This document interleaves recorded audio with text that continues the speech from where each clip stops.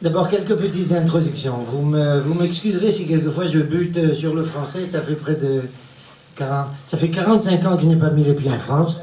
Alors, quelquefois, j'arrive à parler en français sans trop de difficulté, quelquefois, je bute sur les mots. Vous m'excuserez. Un deuxième point important, je ne suis ni sociologue, ni anthropologue, ni spécialiste de Sciences Po, donc j'ai pas l'intention de vous parler sur un de ces plans-là. Même si la façon d'aborder les problèmes sera tangente un petit peu à la façon dont le ferait un spécialiste d'un de ces domaines. J'ai l'intention de vous parler en tant que rabbin, et dans ces conditions, vous dire tout de suite, mon problème à moi n'est pas le problème des nations. Je vais vous dire, il y a une chose une autre, avant que je précise le point que je voulais préciser, je voudrais rajouter encore un petit point. Je ne sais pas si ce que je vais vous dire va vous faire plaisir, mais je vous garantis une chose, que je réussirai à exaspérer certains d'entre vous. Ça, c'est sûr. Le reste, je ne sais pas.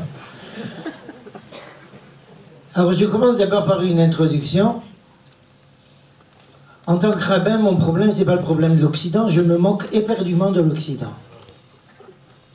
Je me moque éperdument de l'Orient aussi. Je veux m'occuper du peuple juif. C'est seulement après s'être occupé du peuple juif qu'on pourra parler des nations. Et là, c'est extrêmement important à notre époque. Parce qu'il y a, ça fait partie aussi du sujet, on va essayer de voir comment on abordera cela. Il y a une maladie qui se répand un petit peu en terre d'Israël maintenant, et malheureusement qui se répand, c'est qu'après 2500 ans de souffrance en diaspora, ce qui tracasse le plus les Juifs, c'est qu'est-ce qui va se passer avec les nations.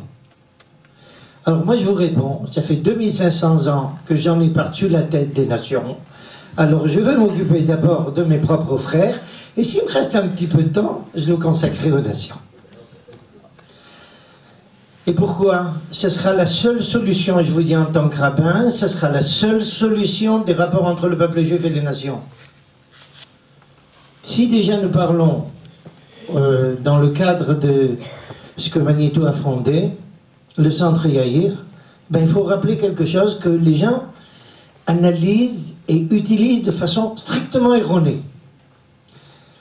Le rapport entre Yehuda et Yosef.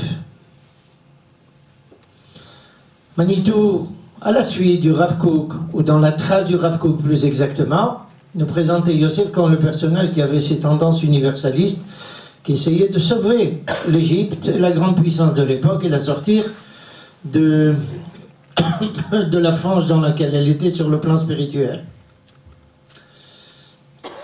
Yehuda vient et affronte Yosef. La fameuse rencontre de Parashat Vayigash, c'est Yehuda. Ce que je vous dis maintenant, ce n'était pas prévu, mais c'est à la suite de ce que j'ai entendu maintenant. Je pense que c'est important qu'on précise un certain point. Dans Parashat Vayigash, on voit cet affrontement brutal entre Yehuda et Yosef. Celui qui craque, c'est Yosef. Et Yehuda a été envoyé par son père, les Horot Lefanav Goshna. Qu'est-ce que ça veut dire, les Horot Lefanav Goshna? Nos Chachamim disent la chose suivante: va installer une yeshiva. D'abord, tu montes une yeshiva à gauche et ensuite on parle avec les Égyptiens. Autrement dit, Yehuda est le personnage anti-universaliste. Apparemment au moins. Dans cet affrontement entre le frère universaliste et celui qui est opposé à cet universaliste, celui qui craque, c'est l'universaliste. C'est Yosef qui pleure, c'est pas Yehuda. Qu'est-ce que ça veut dire? Manitou le disait à sa façon. Je ne cite pas mot à mot, mais je pense que je reste fidèle à l'idée. C'est la façon de voir et de concevoir l'histoire juive de Yehuda qui va être celle qui va primer dans le peuple juif. Il ne faut pas être très sorcier pour comprendre que c'est comme ça. Les Yosef, il y a deux enfants, Ménachev et Ephraim. Ils vont amener la catastrophe au peuple juif. Ils vont être les personnages qui vont provoquer les premières dispersions. Ils vont être les personnages qui vont être les premiers à saper toute l'identité juive. Ça ne peut pas être un accident. Il ne s'agit pas ici de ma part de tresser un acte d'accusation de Yosef. Je voudrais que vous fassiez attention. C'est pas un acte d'accusation de Yosef. La conception de Yosef ne pouvait pas réussir parce que c'est une conception qui ne marche pas. L'esprit, l'aspiration est excellente, la réalisation est impossible. Seul un Yosef peut la réaliser. Même ses propres enfants sont incapables. Sa descendance est incapable de réaliser une chose pareille. Pourquoi? Parce qu'on n'a pas vu encore de juif à part Yosef épouser la position qu'il épouse, d'un impact énorme sur la première puissance mondiale, culturelle, militaire, économique, j'en passe et des meilleurs, et de rester intégralement juif. Yosef est capable de le faire, mais personne d'autre. Et c'est pas du tout trivial. Donc, ce que dit Yaakov à Yehuda, attention, avant qu'on s'installe en Égypte, tu montes d'abord une yeshiva, autrement dans un centre juif. Me direz-vous que Yehuda n'a pas d'aspiration universaliste? Pas du tout. Et comment s'il en a? Mais elle passe par un tout autre biais.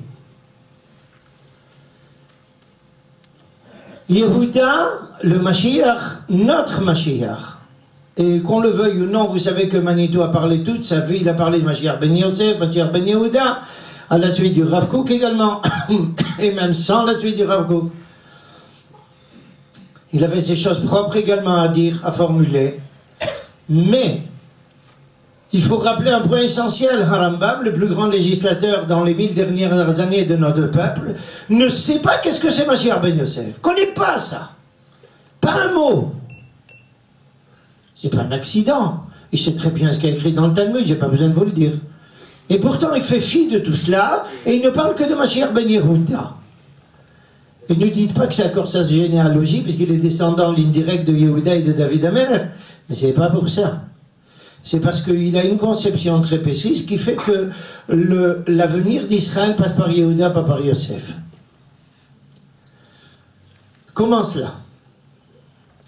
Yehuda est le personnage qui sait affronter les nations directement, pas indirectement. Yosef les affronte indirectement. Culturellement, il essaye d'avoir un impact. Yehuda, non. Dit, vous êtes là-bas et nous, on est là. Et je vous raconte une petite anecdote à ce sujet de Haïfa, puisque je viens de là-bas. Pendant la deuxième guerre du Liban, c'était en 06, de nombreuses délégations sont venues d'Europe pour soutenir Haïfa, puisque c'était la ville qui était touchée, essentiellement la plus touchée d'Israël au moment de cette guerre-là. Et la plupart des délégations, ou la grande partie des délégations, venaient de France, de Luxembourg, de Belgique, etc., de pays francophones. Il n'y avait personne à la mairie pour les recevoir et leur parler en français, donc la mairie, à contre-gré, contre elle-même, a quand même accepté d'inviter Zini Eliaou pour les recevoir et leur parler. Bon. Et voici qu'un jour arrive une délégation de 70 personnes, 40 députés à l'Assemblée nationale et 30 sénateurs. C'est pas négligeable. Parmi eux, une quarantaine, le partage était à peu près similaire, 40 juifs et une trentaine de non-juifs. Étant donné l'importance de la délégation, l'ambassadeur de France en Israël arrive. C'était une femme d'origine, à mon avis, vietnamienne ou quelque chose comme ça, en tous les cas d'Extrême-Orient d'après le visage. Elle est venue par respect pour cette délégation. Et puis, évidemment, d'un côté, j'ai remercié la délégation de la ville de Haïfa au nom de l'État d'Israël. Ils viennent quand même nous soutenir, il faut les remercier. Mais d'autre part, j'avais beaucoup à leur dire, comme toujours. Alors j'ai fait juste quelques petites allusions, mais sans plus. C'était pas le moment de dresser un acte d'accusation quelconque. Lorsque je sors, voici que l'ambassadeur de France m'attend dehors. Elle me dit, monsieur le rabbin, je voudrais vous parler. Fakasha me dit, écoutez, j'ai beaucoup apprécié ce que vous avez dit. Et je vous remercie, etc. Alors j'ai sauté sur l'occasion. Je lui ai dit, puisque vous avez apprécié, alors je voudrais vous formuler une requête, s'il vous plaît. Elle m'a dit, laquelle? Dit, écoutez, je suppose que dans votre position, vous avez l'occasion de rencontrer le ministre des Affaires étrangères en France. C'est un antisémite notoire, je ne me rappelle pas de son nom, vous le savez peut-être mieux que moi. Un antisémite notoire, et je voudrais que vous lui précisiez la chose suivante. Je n'arrive pas à comprendre. Nous sommes ici, le peuple juif, en terre d'Israël, dans l'État d'Israël. Le dernier rempart à défendre l'Occident. On est là en face de la Hezbollah pour arrêter tout l'extrémisme islamique. On est là, et vous, les Européens et les Occidentaux, que nous défendons avec nos jeunes en première ligne, vous leur fournissez des armes pour nous taper dessus. Ça vous semble normal?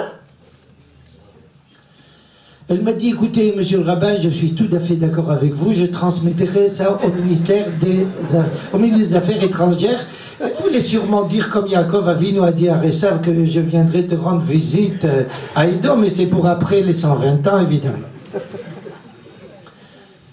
Mais qu'est-ce que je voulais vous dire? Les nations, il faut leur dire clairement et en face ce qu'on pense d'eux. La problématique d'Israël et de tout le peuple juif, c'est son incapacité à dire la vérité en face. Maintenant, avant que nous parlions justement de décadence de l'Occident, je pense qu'il est important de savoir qu'est-ce qu'on parle quand on parle de l'Occident. En quoi Obama est un occidental?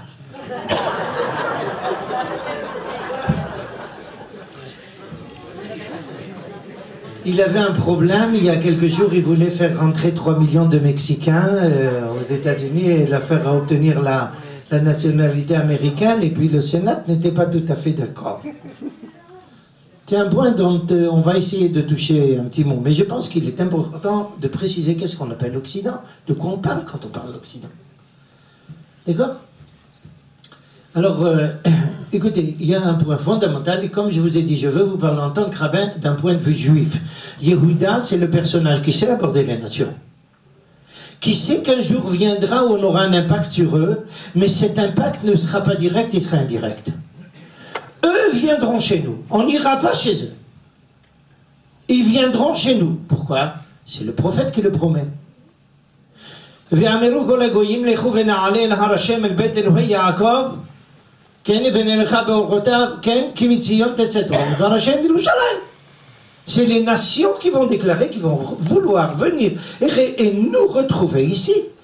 On doit donc les amener, eux, à nous rechercher. Toute personne qui essaye de les rechercher, il va dans le sens de Yosef. Et moi, je vais vous parler en tant que Yehuda. D'accord? Je vous raconterai après quelques petites anecdotes. À l'université de Paris, on était des dizaines d'étudiants originaires d'Afrique du Nord. On était arrivés après 62, on était rémoulus de là-bas. Je peux vous dire quelque chose, on était dispersés dans toutes les facultés. Il y a une chose qu'on n'a jamais laissé faire, jamais laissé passer.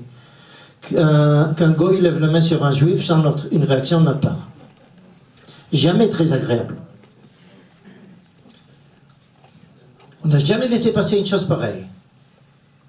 Il n'y avait pas de téléphone, il n'y avait pas de moyen de contact. On a réussi quand même à trouver des moyens. On ne laissait pas passer, on considérait que c'était une absurdité et un avilissement qu'on ne voulait en aucune façon accepter. Permettez-moi même de vous raconter, puisque vous avez fait part de quelques petits secrets de famille, alors je vais vous en rajouter un petit secret. Comme mon père, justement, qui était en première ligne avec Manitou, après la guerre, a prouvé qu'il savait bien s'occuper des rescapés, hein, pas seulement de ma mère, des autres rescapés également.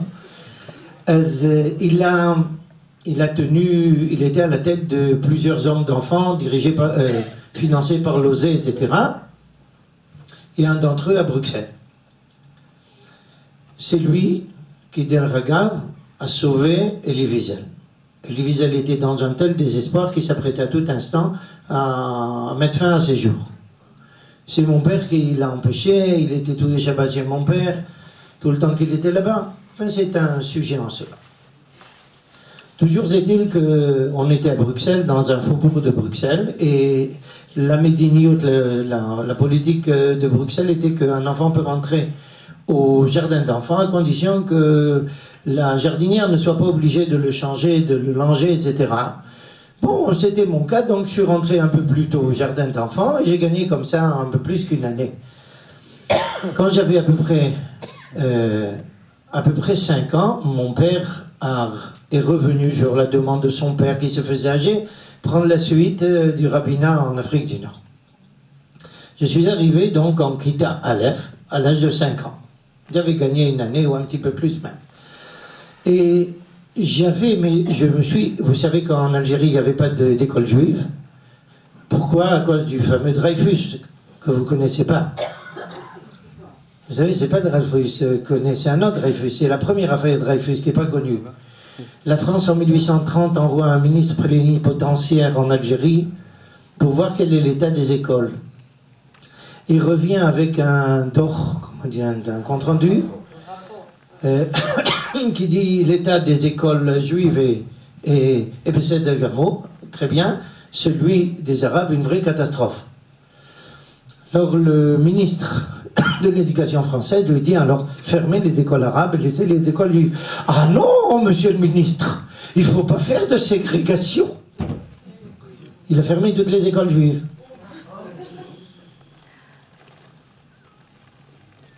Bon, alors on allait à l'école Goy et je me suis retrouvé, j'étais dans une ville, 90% d'Arabes, 3% de Sfaradim, pas des Sfaradim, des Espagnols, des Espagnols et des colons français, antisémites virulents, et le reste des Juifs.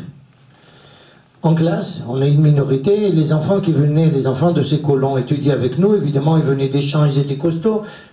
Vous savez, entre 5 ans et 6 ans et demi, la différence est énorme. Et il y avait ces enfants antisémites qui savaient que j'étais le fils du rabbin et qui m'insultaient tous les jours. Sale juif, les insultes vulgaires, j'en passais des meilleurs.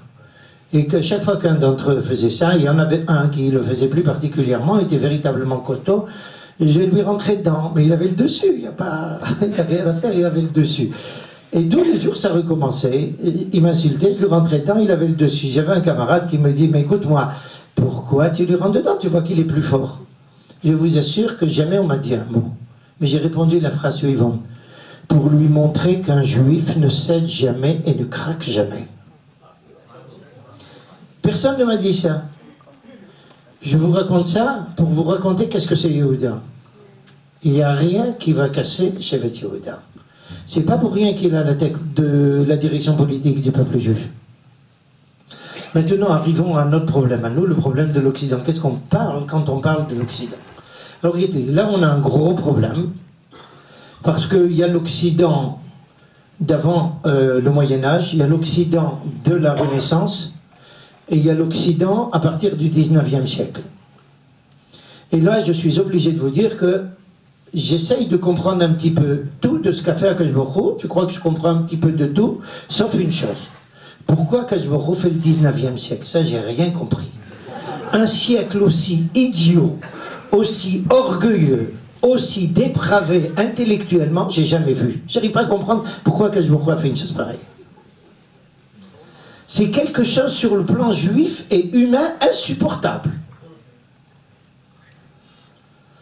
Il a juste un point à son honneur, un seul point ce siècle-là, le développement de la science. C'est le seul point positif. Tout le reste, c'est une véritable catastrophe. Et là, je vous avoue tout de suite, notre problématique juive ici en terre d'Israël et dans l'État d'Israël, c'est que la mentalité de l'État d'Israël, sur tout ce qui relève de plan intellectuel, relève du monde du 19e siècle. Et là, on a problème. Alors avant que nous parlions de nos problèmes avec l'Occident, il faudrait qu'on se voie nous-mêmes. Je vous donne un petit exemple pour que ça ne soit pas une affirmation gratuite. Quel est le dernier pays dans le monde où encore existe un problème de science et croyance? Le seul pays au monde, c'est en Israël. Dans n'importe quel pays du monde, on a dépassé ça. Ça existe qu'en Israël. Pourquoi? Parce qu'on est coincé encore au 19e siècle. Vous allez voir pourquoi on est coincé au 19e siècle. Alors on va y arriver. Avant que puisse arriver, un dernier point.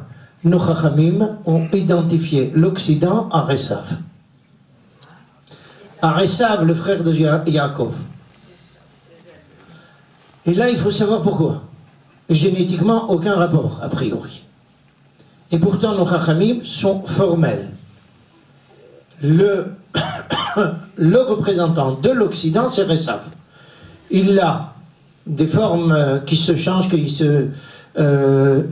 se transforment durant l'histoire, mais ça reste toujours Esav.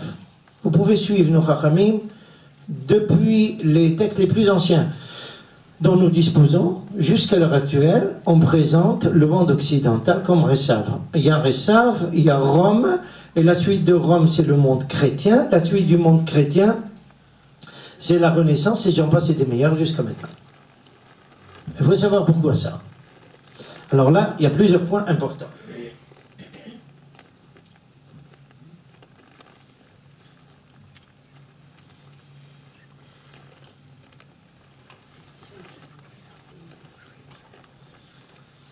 Un premier point, et là je vous le précise, c'est sur lequel on doit nous attarder, le monde occidental. Je vais dresser ici un acte d'accusation du monde occidental, ensuite je parlerai de ses qualités. Mais je parle d'abord d'acte d'accusation parce que, en tant que juif, pas sur un plan humain universaliste, sur un plan juif. Des problèmes qui sont pour nous problèmes. Quelle a été la bénédiction de Yaakov Avinu à Esav? Al-Harbecha Tircheh, sur ton épée tu vivras. D'accord? Évidemment, quand quelqu'un prend le Tanakh comment on appelle ça? Begovarenaim, aujourd'hui on appelle ça. Autrement dit, en dessous des niveaux de pâquerette. Alors, il vous dit, bon, Al-Harbecha Tircheh, c'est sur la force de l'épée. Non. Soyons raisonnables, il s'agit de paroles divines, elle est plus sérieuse que cela. Une épée tranche une tête, évidemment. Une épée peut aussi défendre. Mais une épée coupe toujours. Quand Yaakov Avinu dit à Esav al-Harbecha Tircheh, il lui dit un point fondamental. Tu ne vivras que par la force. Le monde occidental ne connaît et ne respecte que la force. Que ça soit une force militaire, une force économique, une force politique, une force intellectuelle, que la force ne marche. Dites-moi, on ne le voit pas ici dans la société israélienne? Une petite pique, si vous me permettez.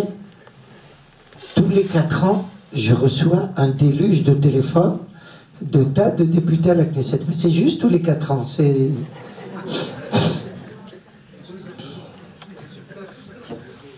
Pourquoi? On a besoin de nous. Quand on n'a pas besoin de nous, on n'est pas là. On a besoin de force, alors on nous connaît, à nous les rabbins. Mais quand les élections sont passées, les rabbins ne vous mêlez pas de politique, évidemment. D'accord? C'est un... Dans le monde universitaire, ça ne change pas. Qu'est-ce qui permet à quelqu'un d'avoir une place? Il faut qu'il soit de la branja. Il faut renforcer la force. J'ai un élève, je ne sais pas s'il est là dans l'assemblée ou pas. Il est professeur à Washington. Il a fini son doctorat au Technion. Et en géologie, etc., en problème d'eau, j'en passe et des meilleurs. Et il était tellement brillant que le Technion lui a dit « On veut que tu sois chez nous, mais seulement il faut d'abord faire un post-doctorat quelque part. » D'aller faire un post-doctorat à Washington, c'est le plus grand spécialiste au monde du domaine. Et quand il revient, après son doctorat, son post-doctorat, et on lui dit qu'il n'y a pas de place. On lui avait promis. Pourquoi il n'y a pas de place? Ben, c'est très simple. Parce que les accords d'Oslo ont démarré. Et comme il avait plusieurs défauts religieux, de droite, et j'en passe, c'était meilleur, alors on ne voulait pas qu'il soit là-bas parce que c'était le moment des discussions sur les sources d'eau, qu'est-ce qu'on donne aux Arabes? Excusez-moi, aux Palestiniens. D'accord? Vous m'excuserez, mais je vais peut-être me tromper parce que je me considère comme palestinien. C'est moi qui suis palestinien. Vous aussi, vous êtes palestinien. Si vous ne savez pas, c'est une dénomination de, comment il s'appelle, d'Adrien. Il nous appelait Palestiniens, hein, parce qu'il disait qu'on était des conquérants, on avait tout pris ici. Lui, il n'était pas conquérant, évidemment. Vous savez que Rome, ça a toujours été au Moyen-Orient. C'est pas un conquérant, mais nous, oui, c'est des conquérants, alors ils appelaient Palestiniens. Alors d'accord, j'ai dit à quelqu'un d'El Ragaf qui a dit qu'il était contre un État palestinien. Je lui ai dit non, moi je suis pour. Comme ça, j'aurai un État juif et aussi un État palestinien. Ça fait 2 États pour nous. Bon, revenons à notre sujet.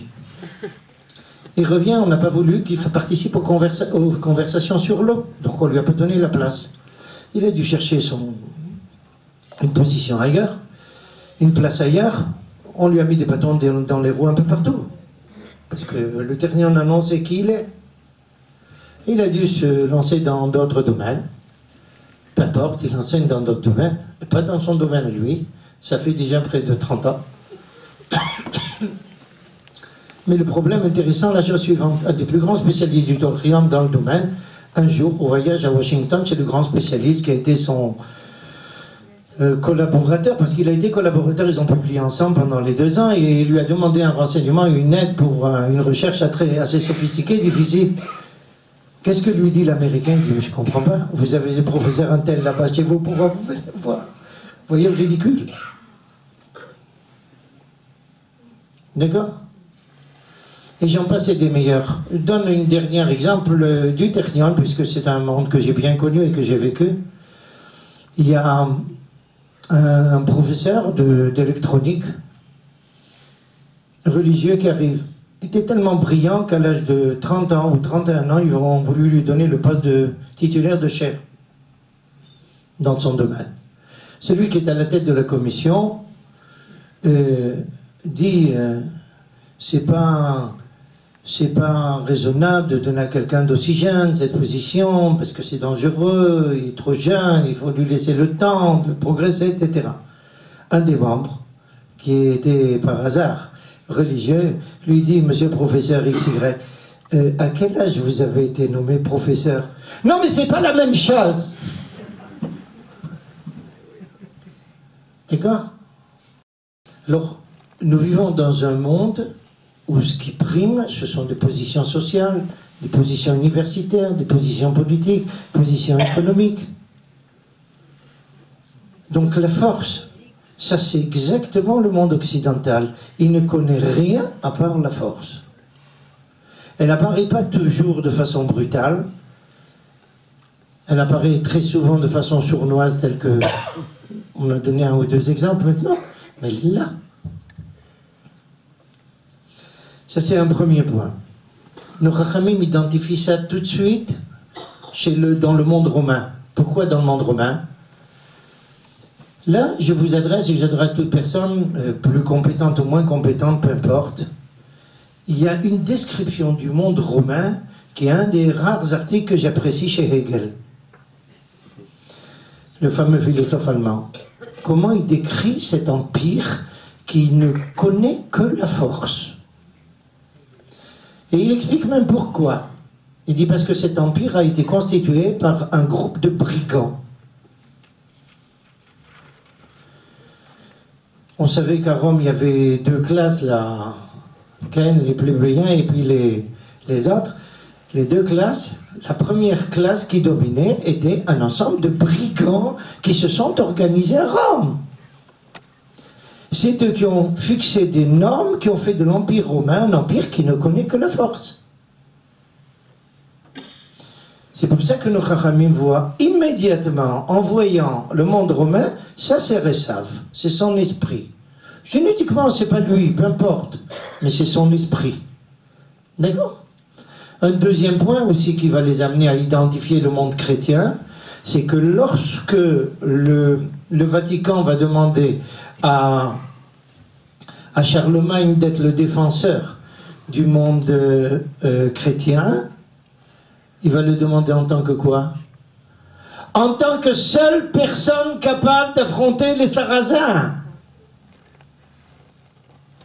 Autrement dit, sur la base de sa position militaire une nouvelle fois. Et maintenant, passons à quelque chose de plus subtil. Vous savez que... je suppose que tout le monde sait ici que je ne ferai pas une grande révélation en vous disant que une énorme quantité de découvertes du monde scientifique ont déjà été réalisées en Extrême-Orient, très souvent plusieurs siècles avant l'Occident, y compris la première calculatrice au monde, qui a été créée en Chine et pas en Europe, ni aux États-Unis. Il y a un professeur américain qui a écrit un livre entier là-dessus avec une description extrêmement détaillée de ce phénomène. Il y a quand même une différence énorme. L'Occident a réussi à perfectionner ça, à transmettre ça, élargir ça, approfondir ça. Le monde oriental, non. Il y a une découverte et elle s'arrête. Après, c'est la mort. Il y a comme ça des idées brillantes qui naissent, qui donnent un certain résultat, comme la poudre. Le prix, on l'adresse à Nobel, mais désolé, les Chinois la connaissaient bien avant lui. Mais seulement, il y a une différence. Le monde occidental s'est transformé ça en une théorie qui progresse, qui continue, qui évolue. Le monde oriental n'a jamais été capable de ça. Mais pourquoi? Parce que justement, c'est la même bracha de Yitzhak à Resav. Qu'est-ce que c'est Al-Kharbecha? Le monde occidental base toutes ses connaissances sur un processus, sur des processus analytiques. Qu'est-ce que c'est un processus analytique? On coupe les choses en morceaux. Toutes personnes qui ont étudié ont fait des équations de différence finies, et j'en passe des meilleures. On coupe en petits morceaux. Et on fait tendre le petit morceau jusqu'à zéro. Que ça soit en maths ou à Auschwitz.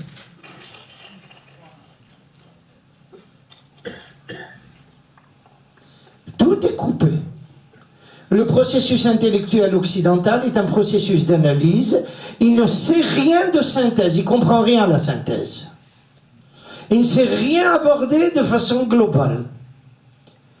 Par contre, il est hyper brillant dans l'analyse. C'est son domaine.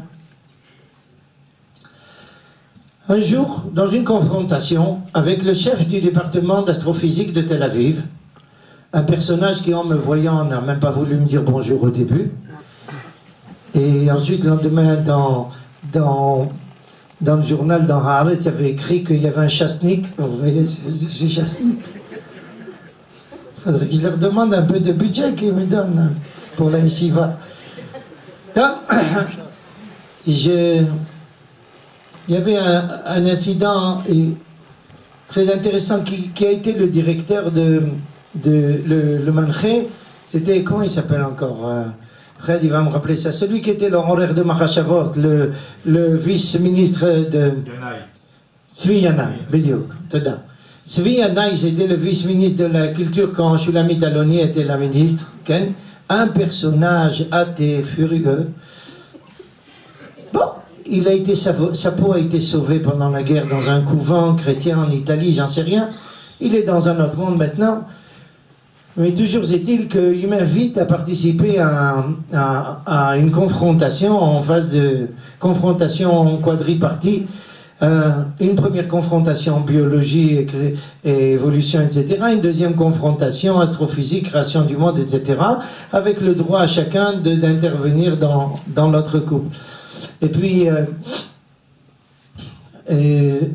dans la première confrontation, il y avait un rabbin en face d'un professeur de biologie qui était aussi philosophe. Professeur de biologie, je ne peux pas discuter, il enseignait à Tel Aviv, mais si lui il est philosophe, moi je suis au moins Socrate.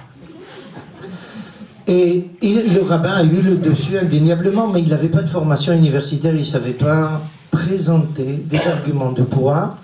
Ça fait que l'impression est restée sur tout le public, l'autre avait le dessus. Ensuite, on est passé à à la confrontation sur création du monde, astrophysique, etc. Et j'ai oublié de vous dire qu'il m'avait téléphoné 15 jours avant la confrontation en me demandant: Monsieur le rabbin, qu'est-ce que vous avez l'intention de dire? Je lui ai dit: excusez-moi, vous avez demandé au professeur de l'autre côté, qu'est-ce qu'il a? Il dit: non, non, non. Je lui ai dit: pourquoi vous me posez la question alors? Moi, il me dit: parce que je vous connais pas. Je lui ai dit: mais si vous me connaissez pas, pourquoi vous m'invitez? Non, alors il a essayé de se défiler, peu importe. Alors évidemment, comme j'ai bien compris quelle était l'intention, je lui ai donné 2 ou 3 arguments que j'avais évidemment aucune intention de me servir de... Et quand on arrive à la confrontation, il a voulu me faire le même targuil qu'il avait fait à la première confrontation, commencer par le religieux pour qu'il se fasse taper dessus. Alors, quand il m'a demandé: Monsieur le rabbin, que vous voulez bien présenter votre conception de la création du monde, je lui ai dit quelque chose du niveau du GAN, 3 ans, 4 ans, quelque chose comme ça. Il y avait 450 chercheurs, professeurs de tout Israël. Ils ne savaient pas où se mettre, quel personnage il a amené. Alors,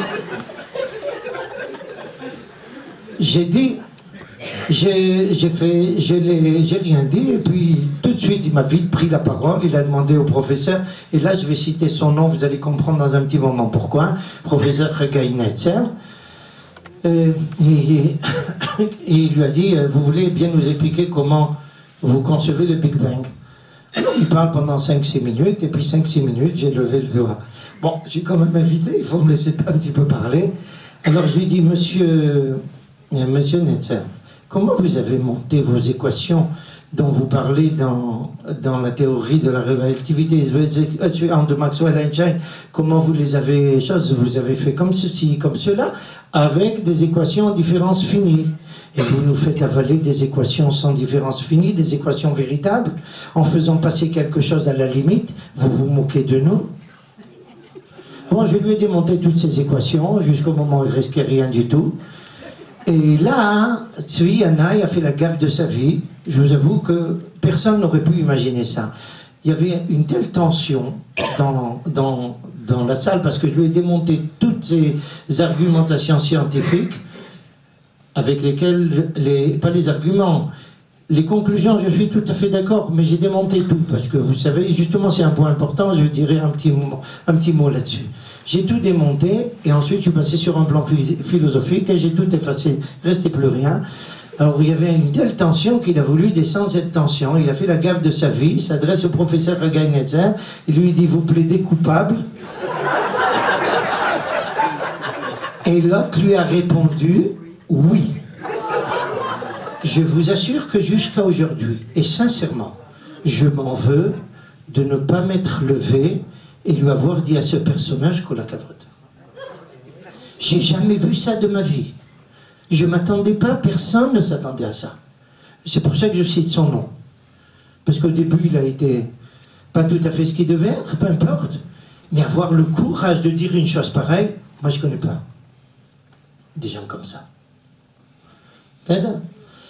Et à ce moment-là, j'ai profité pour répondre aussi pour l'autre intervention, peu importe, mais j'arrive ici à un autre problème, je veux me cantonner là-dessus.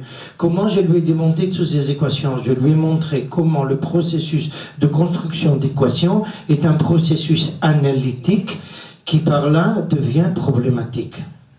Parce que nous n'avons aucun moyen mathématique d'aborder le continu, ou de résoudre des problèmes de continu.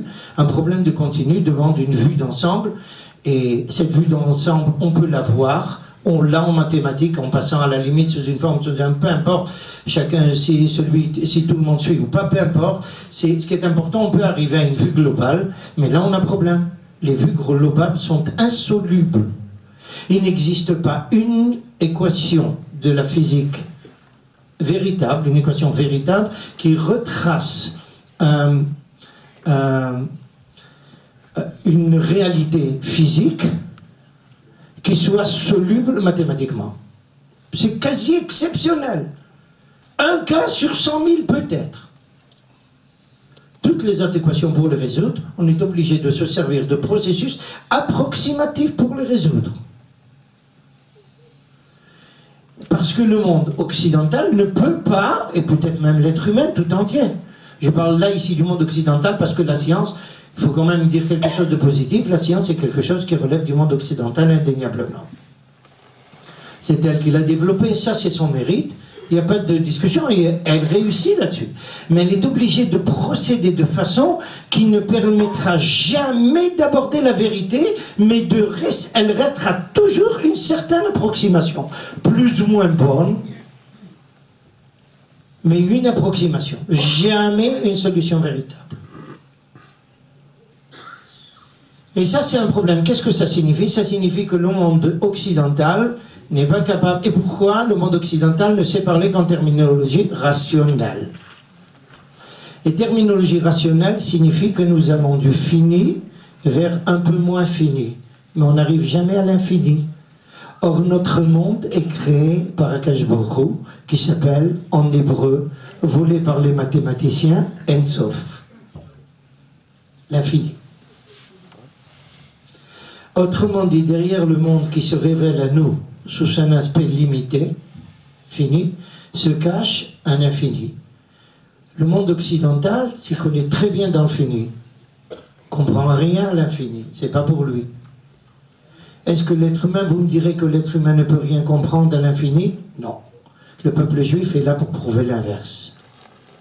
Parce que nous avons une autre compréhension, une compréhension nishmatite intérieure qui ne relève pas d'un sechel analytique. L'expression la plus exacerbée de cela, c'est la prophétie par excellence. Le temps balayé, l'espace balayé, les dimensions balayées. Mais c'est quelque chose qui relève d'un fort intérieur qui ignore totalement le monde occidental. Pourquoi? Parce que le monde romain ne voulait rien savoir de cela. Il y a des formes hybrides qui sont rentrées dans le monde occidental par le biais de la chrétienté, c'est un autre problème en soi, on va toucher à ça. Mais d'abord au niveau du monde occidental, il ne comprend rien. Alors maintenant, il veut résoudre tous les problèmes de façon rationnelle. Chaque fois que je dois marier un couple, il y en a quelques-uns qui sont passés par moi ici, qui sont présents. Une des choses que je leur explique, je consacre un petit moment quand même pour leur expliquer le sens de la notion de tahara. Quand c'est des gens religieux, l'importance est claire. Je n'ai pas besoin de m'attarder là-dessus, mais au moins un petit peu de sens, qu'ils sachent qu'est-ce que ça veut dire, qu'est-ce que ça veut dire tahara, qu'est-ce que ça veut dire touma. Et je leur explique que notre génération a des difficultés à se mesurer à une telle notion, avec de telles notions parce qu'elles ne relèvent pas de rationalité humaine. On ne vérifie pas ça ni avec Röntgen ni dans une chambre à bulles. D'accord? Donc c'est pas quelque chose qu'on peut expliquer de façon rationnelle. D'accord? Alors je leur rajoute tout de suite, et ils pourront témoigner, ceux qui sont passés là par moi, ils pourront témoigner que je leur rajoute tout de suite, j'espère que le sentiment qui vous rattache n'est pas rationnel, parce que sinon malheureusement. Et le monde occidental universitaire veut procéder à une rationalisation de toute l'existence. Impossible, nous disons, peuple juif, non. Nous ne marchons pas. Nous sommes d'accord, chaque fois que vous vous servez de ces processus rationnels pour nous occuper de ce monde-ci. Du monde matériel, oui. Mais votre conception spirituelle de rationalité est une absurdité intellectuelle. Pourquoi? Qu'est-ce que ça signifie une explication rationnelle? Nous avons des données précises d'une certaine situation ou d'un état de fait quelconque, nous essayons de l'analyser, et nous essayons d'approfondir notre connaissance. Mais sur la base de quoi on approfondit ça? Sur la base de ce qui nous est déjà connu. Donc sur la base du connu, on essaye de savoir un petit peu plus. Qu'est-ce que ça signifie? Ça signifie qu'on admet d'emblée que notre compréhension ne sera jamais la compréhension totale et qu'on essaye petit à petit à évoluer dans le sens d'une aspiration vers la compréhension totale. Autrement dit, la rationalité ne donnera jamais une réponse à aucun problème qu'une approximation plus ou moins grossière ou plus grossière ou moins grossière. Donc c'est une absurdité d'essayer d'aborder tous les problèmes sous cet angle-là. Et là, nous arrivons évidemment à notre problème, au problème qui nous touche. Pourquoi le monde occidental... Vous voyez que vous voulez que je laisse du temps pour les questions, vous n'avez même pas pour ça, Madame Béliard. Qu'est-ce qu'on fait avec ça? Alors, quelques minutes, je ne vais pas vous...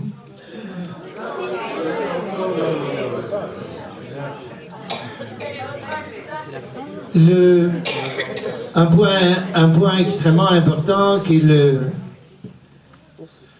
est le suivant. Pourquoi le monde occidental, autrement dit tout ce monde qui a réussi à faire progresser, parce que ça il faut lui reconnaître, c'est lui qui a forcé l'être humain à poser des questions.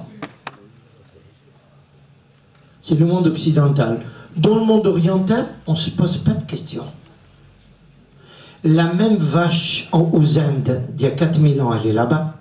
Le même âne ou les mêmes ânes en Arabie, ils sont là aussi depuis 4000 ans, depuis Abraham Avinu, pas bougé. On ne pose pas de questions.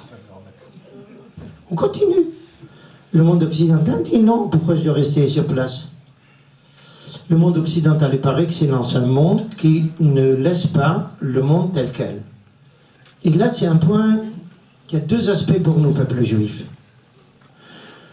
C'est un monde qui est en progression permanente, en transformation permanente, mais il a un problème énorme dans sa façon de se transformer. C'est que les transformations auxquelles il procède, c'est toujours en démolissant ce qu'il y avait avant. Jamais en établissant un, comment dire ça, un idbach nosaf. Quelqu'un va m'aider. Rajouter un certain niveau, un certain progrès. Non, il faut casser ce qu'il y avait avant. Même les théories scientifiques marchent comme ça. On vous dit que la physique de Galilée n'est pas vraie. Maintenant qu'on parle de relativité, donc la physique de Galilée n'est pas vraie. C'est faux. La physique de Galilée marche très bien quand on est dans notre monde fini. Bien sûr, si on se promène comme... comment on dit ça en français? De la Hubble, je parle du satellite. Hubble. Je n'ai pas compris la plaisanterie.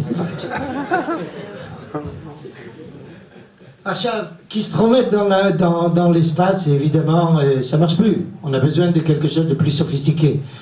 Mais pour notre monde, ça suffit amplement. Ce sont deux visions qui ne sont pas contradictoires.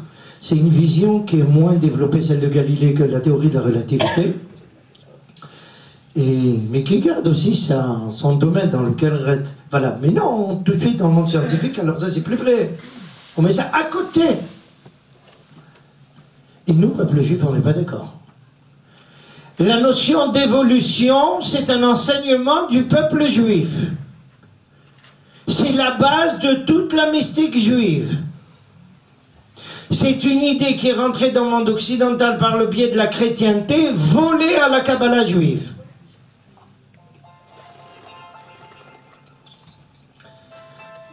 Nous avons une conception du monde qui fait que le monde est là, il est descendu ou déchu, où on le placera après, cette fameuse péché, ce qu'on appelle le péché original. J'aime pas cette terminologie chrétienne, mais on appelle ça en français. Et de là, il va remonter. Et il remonte en permanence. Pas forcément de façon linéaire, mais il remonte. Cette idée de progrès incessant est une idée strictement juive. Le premier vol a été réalisé par la chrétienté lorsqu'elle a dit que le Nouveau Testament est un progrès par rapport à l'Ancien. D'accord? Nous avançons, nous évoluons, donc il y a des choses qui étaient très vraies, c'est très subtil. Toute la Torah, la Bible est parfaite, mais elle était valable jusqu'à l'apparition de ce juif en question là. D'accord? C'est une idée juive, elle progresse et elle arrive même, elle arrive à quand Darwin écrit en 1846, si je ne me trompe pas, son livre sur comment il appelait ça, sélection des espèces ou quelque chose comme ça, peu importe. Le rabbin Mosek lui répond tout de suite, moins d'un an et demi après, sur 2000 pages dont je dispose de manuscrits, 2000 pages, en lui disant « Je comprends rien à ce que tu racontes. Ce qui est vrai chez toi, c'est déjà écrit chez nous. Et ce qui est faux, pourquoi le dire ?»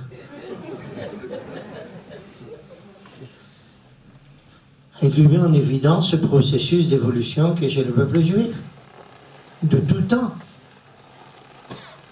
Tout dépend comment. Il y a juste une différence. Pour lui, c'était quelque chose de akraï. Comment on traduit akraï, Fred? aléatoire, tandis que chez nous, c'est dirigé par un Baruch Hu. Une petite allusion à ce sujet. Dans ma série de Choulin, le Talmud dit pose la question suivante. Comment on procède à l'abattage des animaux que nous consommons? Si c'est un poisson, on le sort de l'eau et puis c'est tout. Si c'est un volatile, il faut lui trancher ou la trachée artère ou l'œsophage, la majorité de l'un. Et si c'est un animal qui se promène sur terre, la majorité de l'artère et des choses. Et le Talmud de poser la question pourquoi. Il dit le poisson, il faut pas parce qu'il sort de l'eau, alors ça suffit. L'animal, il faut deux parce qu'il est sorti de la terre. Et le volatile, pourquoi la majorité d'un? Parce qu'il est sorti du marécage. Mélange entre eau et terre. Compris? Processus progressif, même dans la Halchot Shechita. Et le Talmud de dire, et si tu veux savoir comment le volatile est intermédiaire entre les poissons et les animaux, ben tu n'as qu'à regarder les pattes des volatiles, des poules et autres, ils ont des écailles comme les poissons. Alors vous savez que nos Chachamim, ils avaient le Ruach HaKodesh, ils ont su que 1800 ans plus tard, Darwin allait apparaître et dire ça, alors ils l'ont déjà écrit dans le Talmud. D'accord? Maintenant, comme le temps presse, je voudrais laisser quand même les participants poser des questions. Je vous ai amené des textes, mais je vois qu'on ne touche pas un seul d'entre eux. Un dernier point fondamental. Pourquoi le monde occidental décline? Avec toutes ses réussites sur le plan scientifique, sur le plan social, sur des tas de domaines. On peut dénombrer ses qualités. Il n'en manque pas. Pourquoi il décline? Ben, je vais vous dire, je pense qu'en tant que rabbin, c'est fondamental de le dire. Est apparu, ou sont apparus, un ensemble de philosophes qui ont démoli le monde occidental. Des philosophes occidentaux. D'accord? Et j'entends Kant, Hegel et essentiellement Nietzsche. Pourquoi? Nietzsche a été le dernier maillon de cette trilogie, si je peux m'exprimer comme ça. Kant a commencé à dire on ne peut pas prouver l'existence de Dieu. Hegel, il l'a éliminé à sa façon. Et Nietzsche est arrivé au paroxysme en déclarant Dieu est mort. Des regards, c'est tout à fait vrai. C'est pas moi qui le déclare, c'est le Rav Tzvi qui le disait.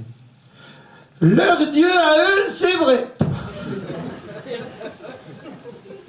Le Rav Tzvi raconte qu'un jour, sa grand-mère est venue en visite en Israël. Et elle a pris un bateau sur la mer Noire.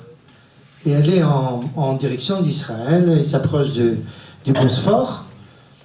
Et elle a rencontré sa grand-mère sur le bateau, une tzalianite, un pèlerin chrétien qui vient.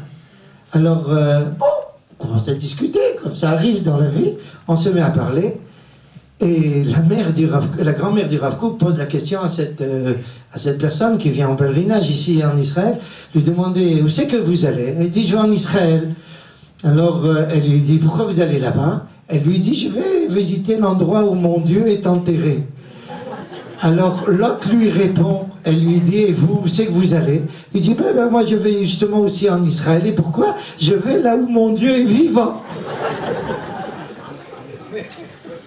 Alors le Rav Tzvi avait toujours l'habitude de dire que quand Nietzsche disait que le Dieu est mort, c'est vrai, mais le leur, pas le nôtre.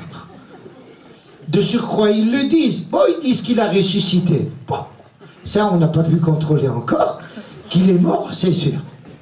Mais s'il est vivant, ça, j'en sais rien. Mais maintenant, laissons les plaisanteries de côté. Vous savez qu'est-ce que ça veut dire, c'est un Dieu qui est mort? Ça veut dire que le monde occidental est athée dans son essence. Son Dieu est mort. Donc pas de croyance. Il a un Dieu mort. Donc il est athée par excellence, même quand il est religieux. Et il se prétend croyant.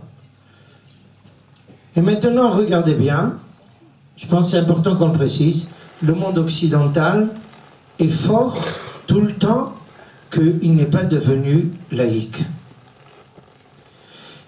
Il est tombé, et il tombe parce que ces dernières dizaines d'années, surtout à la suite de la Deuxième Guerre mondiale, il a adapté et adopté cette déclaration de Nietzsche, Dieu est mort. Il ne veut plus entendre parler de Dieu. Toutes ses valeurs étaient basées sur la chrétienté. Donc sur une religion et une croyance. Maintenant, il a mis Akash Baruch Hu à la porte. Et bien Akash Baruch Hu le met à la porte. Vous avez parlé de la famille, du manque d'enfants. Qu'est-ce qui amène quelqu'un à avoir des enfants? Dans notre peuple en tous les cas. La Imouna, de l'importance, de Rahim, de la vie. Quand il n'y a plus de Imouna, eh ben on prend un chien, ça coûte plus cher, mais c'est moins dérangeant.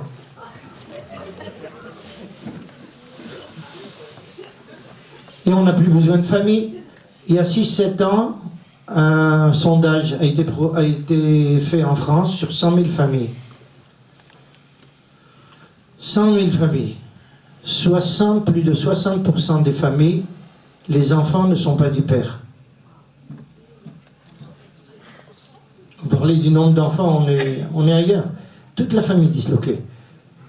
Et pourquoi la chrétienté est maintenant disloquée? Parce que c'est elle qui est derrière l'Holocauste. L'Holocauste, ce n'est pas les Allemands qui l'ont fait. Ou si vous voulez, c'est eux qui l'ont fait. Comment? Mais c'est l'enseignement. Comment il appelait ça Edmond Flegg? L'enseignement du mépris. Hein? C'est ça qui est là. Jules Isaac. Hein? L'enseignement du mépris qui est là derrière tout ça. Une petite anecdote à ce point-là. Le docteur Ray l'a su. Il l'a connu. Celui qui m'a précédé en tant que rabbin au Technion, c'est quelqu'un que moi j'avais amené personnellement. Le professeur Sheal Yashuv, il enseignait après à Bar Ilan.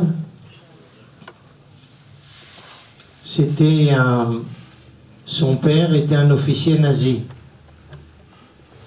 Regardez la situation surréaliste. Moi, fils de rescapé d'Auschwitz, c'est moi qui fais venir au Technion par le biais du Rav Tzvi Yehuda un rabbin qui est fils d'un officier nazi. On était amis et très liés. C'est moi qui l'ai aidé à plusieurs reprises. C'est à cause de lui que je suis rabbin. Je ne voulais pas être rabbin. Mon père non plus, mon grand-père non plus. Il y a des problèmes génétiques. Mais enfin, là, et c'est lui qui a posé ma candidature sans me demander mon avis, si j'étais d'accord ou pas. Et un point important, bon, même quand il m'a dit qu'il avait posé ma candidature, je lui ai dit, laisse-moi tranquille, j'ai pas envie d'être rabbin, je suis venu pour faire des maths ici, pas m'occuper de Torah. Non, tu dois réfléchir, laisse-moi tranquille, tout réfléchi. Après un mois de réflexion, je lui ai dit, nous voici tout réfléchi, mais j'ai appris que la commission voulait pas de moi, alors j'ai dit, bon, alors je veux. Non, c'est vrai, en tant que juif, vous voyez qu'est-ce que c'est un juif? Puisque quand on veut pas de lui, c'est là qu'il s'impose. On ne marche pas dans le monde occidental, on marche à l'envers. Parce que nous, quand le progrès s'arrête, quand dans le monde occidental, on reprend des forces et on repart à l'attaque. Et ça, c'est important. Mais revenons là-dessus. Quand on a un point important, évidemment, un des premiers points dont on a conversé, c'était comment il voyait l'Holocauste. Il m'a dit, sans hésitation, exactement comme moi. Ça, c'était impressionnant. Il dit, c'est l'enseignement. Et il était frère moulu du séminaire de Tübingen. Et il s'apprêtait à être curé. Donc c'est quelqu'un avec une formation chrétienne très très sérieuse.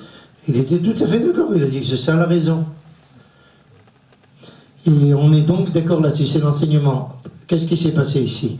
Regardez un petit peu, vous avez soulevé le point. Qu'est-ce qu'elle a fait la Renaissance? Elle a pris Akash Baruch Hu, elle l'a jeté. Elle a mis à la place de Akash Baruch Hu un homme. Elle appelle ça l'humanisme. D'accord? C'est à partir de ce moment-là qu'elle commence à péricliter. Elle met un homme au centre. On parle d'humanisme. Dieu n'est plus au centre de l'existence, c'est l'homme qui est au centre. Mais l'embêtant, c'est que l'homme, par excellence, il a déjà été assassiné. Il a été assassiné il y a 2000 ans. Donc, on arrive à l'homme par excellence, qui est le juif, et il faut l'assassiner. C'est la conséquence inéluctable de l'enseignement occidental. permettez-moi de vous préciser un petit point. Tout celui qui se rappelle de la rencontre de Yosef avec ses frères, sait qu'on dresse 3 tables. Une table où il y a Yosef, une table où il y a ses frères, une table où il y a les Égyptiens.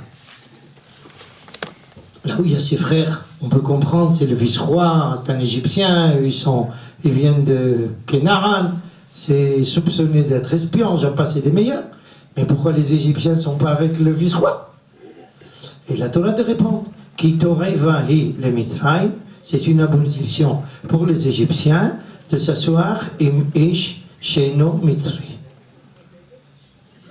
D'accord? Attendez, vous savez qu'est-ce que ça veut dire le terme mitzri? En égyptien ancien, ça veut dire homme. Autrement dit, celui qui est mitzri, c'est un homme et les autres des sous-hommes. Vous voyez que Berlin, c'était à côté des pyramides. Et bien avant Berlin. On ne peut pas supporter le juif, parce que le juif est le personnage qui fait craquer toutes les structures. Le monde occidental maintenant ne peut pas supporter le juif. Il n'a jamais pu le supporter, mais maintenant, je parle des raisons qui le poussent maintenant à l'antisémitisme, c'est tout simplement parce qu'il s'aperçoit qu'il y a quelqu'un ici qui appartient à un tout autre monde. Vous avez parlé de Darash. Vous avez compris qu'est-ce qu'Akadosh Baruch Hu fait? Si vous, votre drapeau c'est Nietzsche, Dieu est mort, eh bien je vous amène des sauvages qui viennent avec l'inverse. On parle que de Dieu, et au nom de Dieu, s'il faut, on massacre tout. Le conflit Occident et Orient n'est pas un conflit culturel, il est un conflit religieux, uniquement religieux. Je suppose que Dr. Hira vous a pas dit des choses très différentes. Archad, j'ai pas eu le temps de lire ton article, ne m'accuse pas. Archad, quand il vous parle de l'islam comme essence, si j'ai bien compris, comme quelque chose qui par essence agit dans ce sens-là, c'est sur un plan religieux, c'est tout. C'est un affrontement. Quand la première intifada, ce qu'on appelle la première intifada a eu lieu en 1988, celui qui était le commandant de la région du centre, c'était le Alouf Mitzna. Hein? Et il y a eu la première personne assassinée en Judée-Samarie de l'époque, Tirza Porat, une jeune fille qui était en Tioul, là-bas. D'accord? Mitzna s'est mis à crier, évidemment, ils sont venus sauver, j'en sais rien des bobards qui tiennent sur rien du tout, peu importe. Et quand j'ai vu ça, j'ai vu que personne ne comprenait en Israël le problème. J'ai demandé au Riton Nekuda, qui était le seul Riton de droite à l'époque, de bien vouloir publier un article à moi. C'était mercredi après-midi, parce que l'assassinat avait eu lieu mercredi matin, je me rappelle comme aujourd'hui. Le rédacteur en chef me dit d'accord, à condition que je reçoive l'article maximum samedi soir. J'ai dit, j'écris l'article, je le fais parvenir en main propre par un élève qui était son voisin. Je lui ai dit, donne-le en main propre l'article, qu'il n'y ait pas de discussion. Le premier journal de Nekuda qui apparaît après, il n'y a pas mon article. Bon, j'ai dit peut-être ils n'ont pas eu le temps, peut-être celui d'après. Deuxième, il n'y a pas. Troisième, il n'y a pas. Un an après, il m'a téléphoné. Il m'a dit, je suis désolé, j'ai pas publié l'article parce que j'ai rien compris. Qu'est-ce qu'il y avait écrit dans l'article? Arrêtez de nous saouler avec le conflit du Moyen-Orient qui est soi-disant géopolitique. Il n'a rien de géopolitique, c'est un conflit religieux. Il n'a pas compris, il ne voyait pas ça comme ça. Mais pourquoi il n'a pas vu ça? Parce qu'ils ne comprennent pas les Arabes, c'est aussi des enfants d'Abraham Avinu, éduqués par les enfants d'Abraham Avinu. C'est des croyants, on ne les achète pas. Oslo, on a essayé de les acheter, c'était le veau d'or de la génération. Je n'ai pas le temps de vous expliquer ça. Oslo, c'est le veau d'or de notre génération. Vous voulez juste une petite allusion à ça, regardez bien Oslo Gemataria Hegel. La même chose. C'est le même principe. On veut résoudre des problèmes avec des solutions qui ne correspondent pas aux populations en question. On a un croyant en face d'un croyant. Une petite anecdote. Et là, avant ça, un dernier point, vous avez parlé de la famille. Mais le monde occidental assassine la famille. Les homosexuels assassinent la famille. Comment voulez-vous qu'ils tiennent le coup? Et là, un récit important. En 1994, un journaliste de Haaretz reçoit un téléphone des chefs du Hamas à Gaza, qui lui disent la chose suivante. Monsieur XY, pourquoi vous faites toujours des articles sur l'OLP et jamais sur nous? Alors le journaliste qui parle arabe lui dit Ahlan wa sahlan, avec plaisir. Ils ont fixé rendez-vous à Gaza un matin à 10h du matin. Et bon, ils se mettent à discuter. Il y a 5 chefs du Hamas qui parlent avec lui. À 1h moins 10, il lui dit bon, maintenant une pause. Le journaliste dit une pause de quoi? Il dit non, c'est l'heure de Minha, 1h c'est Minha. Alors il lui dit bon, c'est bien gentil, et moi qu'est-ce que je fais? Il dit tu restes ici. Il dit mais si je reste ici, vous allez tous à la mosquée, ils vont comprendre que je ne suis pas musulman, ils vont me liquider. Il lui dit ah ça c'est vrai. Il se met à réfléchir, qu'est-ce qu'on va faire? Et il lui dit tu sais quoi? On a une idée pachoute. Tu parles parfaitement l'arabe, on va t'habiller en arabe, viens avec nous faire la prière. Ce sera la première fois qu'un journaliste de Haaretz fait la prière.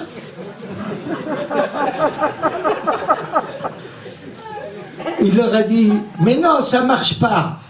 Pourquoi? Il dit parce que regardez le visage, c'est blanc.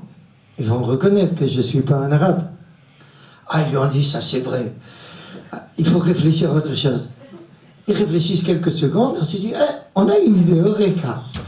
Dit tu vas, c'était le moment où il y avait des problèmes en Serbie aussi. Alors il lui dit tu vas venir, on va t'habiller en arabe, tu viens faire la prière avec nous. Et si quelqu'un te demande d'où tu viens et comment ça se fait parce que à cause de ton visage, tu lui diras tiens musulman de Serbie et ça passera. Et il a dit ça, d'accord. Il est allé avec eux. Il arrive à la mosquée. C'est pas comme les juifs, il y a 6000 personnes à Mincha. Chez nous, il y a 6000. Alors, et la prière, vous connaissez, ça va, c'est très court chez eux. Ils ont des rapports directs avec Akash Baruch Hu. Et ensuite, il y a un cadi d'une trentaine d'années, orateur brillant, qui prend la parole. Et il commence à leur dire les phrases suivantes. Il dit, écoutez, si vous rencontrez un juif, vous le liquidez, ça je vous l'ai déjà dit, je ne reviens pas là-dessus. Maintenant, sachez que nous n'avons rien contre les juifs. Les juifs sont des enfants d'Abraham comme nous. On peut leur dire au Tabitchouva.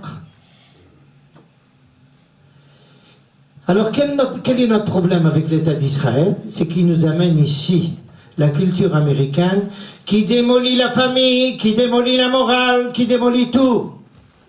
Le journaliste qui est un laïc nous a donné un compte rendu de cela, après cela, et il a déclaré, je pense qu'il avait raison, que n'importe quel rabbin orthodoxe aurait contresigné à 95% de ce qu'a dit ce cadi-là. Autrement dit, quel est le problème du déclin de l'Occident? Tout ce qui a servi de base à ces valeurs disparaît parce que tout reposait sur une croyance et une foi en Dieu, qu'elle soit tordue du christianisme ou autre. Ça reposait sur ça. La loi, l'éthique, le droit, et j'en passe et des meilleurs. Tout ça relève du enseignement chrétien ou judéo-chrétien. Mais à partir du moment où ce 19e siècle insensé et insupportable a sapé les bases de la croyance, il a porté atteinte à tout le monde occidental. Il n'a plus sur rien sur quoi se reposer. La morale tient plus, la famille tient plus, tout est éliminé. Le droit n'a plus aucun sens. Le nationalisme, j'en passe, est des meilleurs. C'est pour ça qu'il s'écroule. Et qu'est-ce qu'il fait à Kajbourou? Vous éloignez de la croyance, je vous amène des cinglés qui vont vous expliquer qu'est-ce que c'est la croyance. Et qui c'est qui est le seul qui est au milieu comme tout le temps? Le peuple juif, à recevoir les coups des deux côtés. Mais le gros problème, c'est pas ces coups-là. Le gros problème, c'est qu'encore la masse de la population en Israël se considère comme occidentale. Elle se voit relevée de ce monde occidental. Ils ne sont pas encore capables, ça viendra, ils ne sont pas encore capables d'être juifs. Qu'est-ce que c'est être juif? C'est être capable de vivre dans notre monde avec une neshama qui le transcende. On n'est pas prisonnier de nos conceptions de ce monde-ci, elle sait qu'elles sont valides et valables dans tout ce qui relève du monde matérialiste. Un Esav ne peut toucher qu'au matériel, ne peut pas toucher au spirituel, c'est l'assassin du spirituel par excellence. Et le peuple juif est le peuple du spirituel qui, du spirituel, va au temporel. Il ne peut pas ne pas s'accrocher, l'autre veut par la force, et celui-là ne veut rien entendre parler. Alors on est en porte-à-faux entre les deux. Et quand la plus grande puissance, elle tombe sous le coup de quelqu'un qui la dirige, qui ne fait partie ni du monde oriental, ni du monde occidental, mais encore d'un troisième monde dont il faudrait parler longtemps, du monde africain, et que de surcroît il porte le nom de je sais pas quoi, Mohamed, Mustafa, je sais pas qu'est-ce qu'il a comme nom. Hussein, c'est un nom très très chrétien, très occidental. Alors, quand il porte un nom pareil, vous voyez quel méli-mélo. Et c'est pour ça qu'il ne peut pas supporter le peuple juif. Parce qu'il a une mentalité qui est l'antithèse du peuple de la liberté. La liberté, c'est un point fondamental du peuple juif. Qu'est-ce que c'est la liberté? Rien ne nous en... Sartre disait une chose suivante, disait la chose suivante. On ne peut pas faire de révolution sans juifs. Impossible. Et maintenant, je vous explique pourquoi dans sa fameuse conversation avec Benny Lévy, que j'ai été le premier à traduire ici en hébreu. Ensuite, on m'a volé évidemment la traduction sans dire qu'elle venait de moi. Okay? Et il dit à son chose de peuple juif, on a besoin de lui parce que c'est un peuple qui n'accepte jamais l'existence telle qu'elle. Il sera obligé de la transformer. Cet aspect de ce transformisme qui est tellement en vogue dans le monde occidental, okay? Il vient de chez nous, c'est nous. Mais là-bas, il est non seulement aléatoire, mais il est dirigé et orienté par l'homme, alors que nous l'orientons par une vision divine. Au nom de Dieu, nous voulons cette transformation. Au nom d'un idéal qui transcende. Pour eux, c'est la fin de l'histoire. Pour nous, c'est le messianisme. Donc pour eux, c'est le déclin, et pour nous, c'est exactement l'inverse. Ça monte. Mais on a besoin, pour que ça marche, pour qu'un jour ils soient capables de comprendre, on a besoin, nous, d'être nous-mêmes ici. Ensuite, on n'aura pas besoin de discours. On n'aura pas besoin de leur parler. Tel qu'a fait Yehuda en Goshen. Et il faut leur parler. Quand on leur parle, directement et clairement, on dit ce qu'on a à dire, ça marche. Permettez-moi de vous raconter le dernier récit. Ensuite, si les organisateurs, ce Madame Béliard, veut qu'on pose encore des questions, ben, vakasha. L'IFNE, il y a exactement 2 semaines, j'ai été invité à faire une conférence ici à Jérusalem. Le docteur Ben Shushan était là-bas. Okay? Et qui c'est qui m'a pris en voiture? J'ai pas pris cette fois-ci un taxi, je suis venu un jeune qui s'est proposé de m'amener en voiture. Il m'amène, et puis je vois qu'il avait des difficultés à conduire, à regarder le Waze. Il ne connaissait pas suffisamment la route.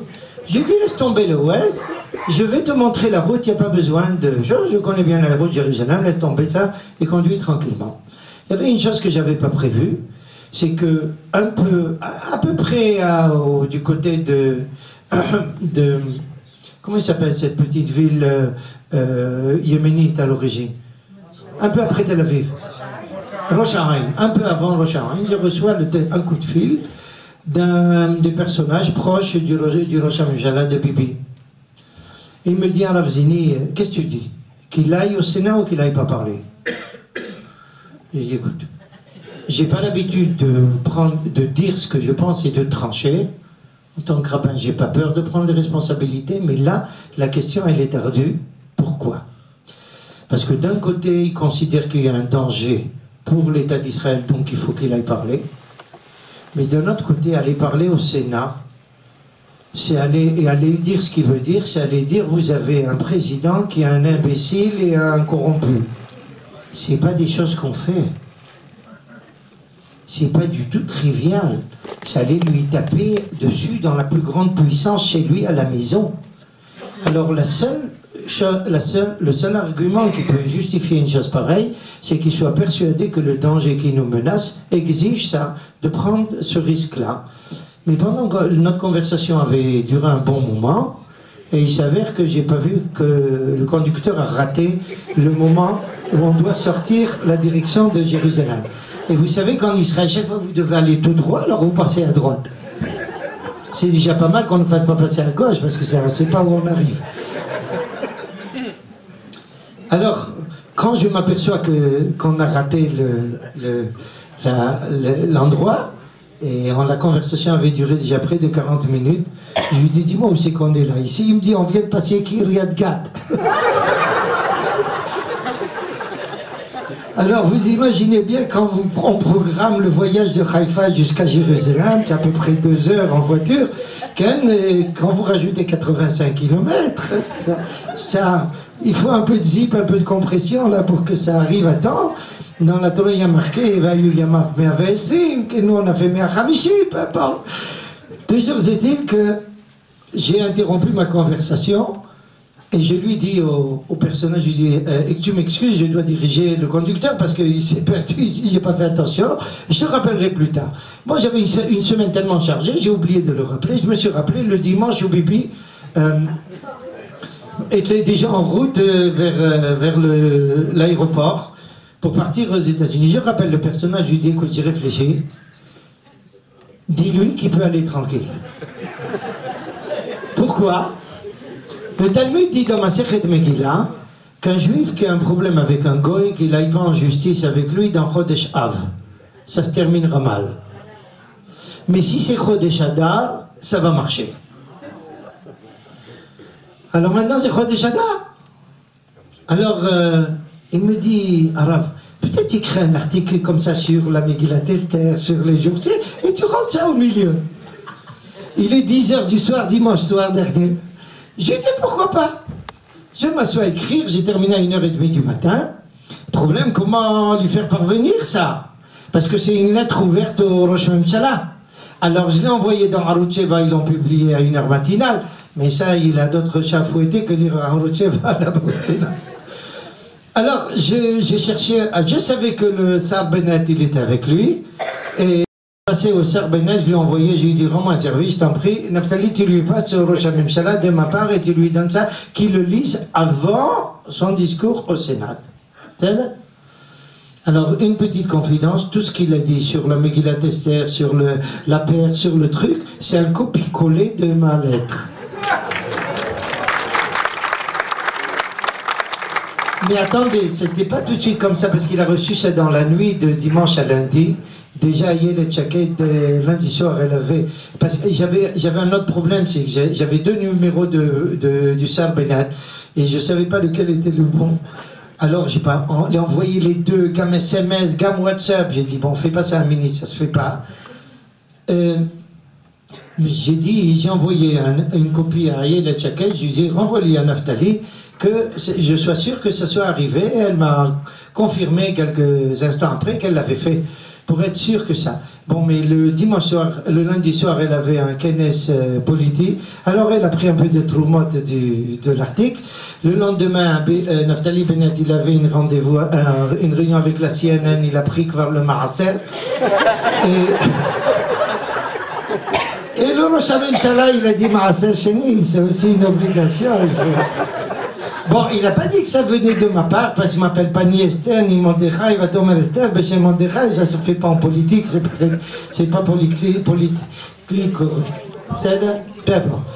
Mais qu'est-ce que ça veut dire? Regardez ce qu'il a fait. Il a dit au Goïm en plein figure. Il leur a dit, qu'est-ce que c'était la Perse? Et avant-hier, il y a eu quelque chose de joli. Zarif, le ministre des Affaires étrangères d'Iran, il dit... Que Bibi regarde ce qui est écrit dans la Megillah, c'est le roi de Perse qui a sauvé les Juifs. Alors, ouais. Mais regardez qu'est-ce que ça veut dire. Quand on leur dit au Goïm en plein figure ce qu'on pense d'eux, ça marche, ça arrive partout. Le peuple juif n'arrive pas encore à dire en face la vérité. Il faut dire à tout le monde la vérité. Voici vos qualités, voici vos défauts. C'est notre rôle, c'est ça, Mamlechet Kohanim Vego Kadosh. Il ne faut pas avoir peur. Si vous me permettez, je termine par une dernière anecdote. Par ma mère, je suis descendant de Rabbi Shimshon Wertheimer, le grand banquier austro-hongrois, qui est un très grand Talmid Chacham. C'est lui qui a prêté de l'argent à tous les archiducs d'Autriche en Hongrie. Okay? Et il était très lié à l'archiduc. Celui qui était à Vienne, il sait que c'est sur une colline le palais royal, sur une autre une grande église, et il y a un grand carrefour au milieu. Et un jour, il y a le cardinal de Vienne qui va chez l'archiduc, il lui dit, monsieur l'archiduc, dans la Torah des Juifs, il y a écrit que Achar Rabim Latot, on va après la majorité. Et nous sommes la majorité ici. Et regardez, les Juifs, ils viennent pas, hein. Ils font pas comme nous. Alors l'archiduc, il a fait exprès, c'était pour monter l'archiduc contre le Rabbi Shimshon. Alors l'archiduc convoque Rabbi Shimshon Wertheimer, le grand banquier, lui dit, Rabbi Shimshon, dis-moi, c'est vrai, c'est écrit chez vous, Achar Rabim Latot. Il lui dit, oui. Et il dit, nous sommes la majorité. Et il dit, oui. Alors pourquoi vous ne faites pas comme nous? Il dit, monsieur le roi, je vous demande une faveur, donnez-moi 24 heures pour vous donner une réponse. L'archiduc lui dit, accordé. Le lendemain matin, il se plante sur le carrefour, d'où on voit du roi, du palais des rois, de la cathédrale et tout, et il se met à regarder le ciel comme ça. Bon, il y a un personnage bien connu, très connu, et il y a des tas de badauds qui commencent à se rassembler tout autour de lui, des dizaines, après des centaines, après des milliers, il y a une masse, et tout le monde regarde en l'air. Le roi voit ça de la fenêtre, il dit, qu'est-ce que c'est là-bas, cet attroupement? Je sais pas, il y a Rabbi Shimshon qui est là-bas, il regarde en l'air, il y a des tas de gens qui rentrent dans l'air, c'est pas ce que c'est. Il dit, appelez-moi Rabbi Shimshon, je veux voir qu'est-ce que c'est ça. Il appelle Rabbi Shimshon, et lui dit, qu'est-ce que tu faisais là-bas? Il lui dit, je regardais le ciel. Il lui dit, qu'est-ce que tu regardais au ciel? Il dit, rien du tout. Il dit, et les autres? Ils regardaient au ciel comme toi? Il dit, oui. Et sur quoi ils regardaient? Il dit, sur rien du tout. Alors si toi tu regardes sur rien du tout, il regarde sur rien du tout, pourquoi tu regardais sur rien du tout? Il dit, pour te montrer qu'est-ce que c'est ta majorité à toi.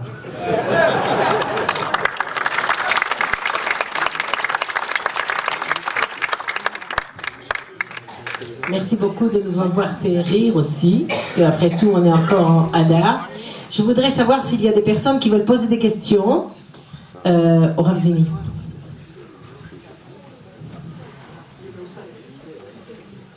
Levez-vous, s'il vous plaît, dites votre nom et parlez fort, sinon vous venez ici. On va essayer. Et je voudrais poser la question suivante, Kvod Harav. Tout d'abord, je voudrais dire que comme je crois à la totalité de l'auditoire, nous avons bu vos paroles et ça nous a fait du bien.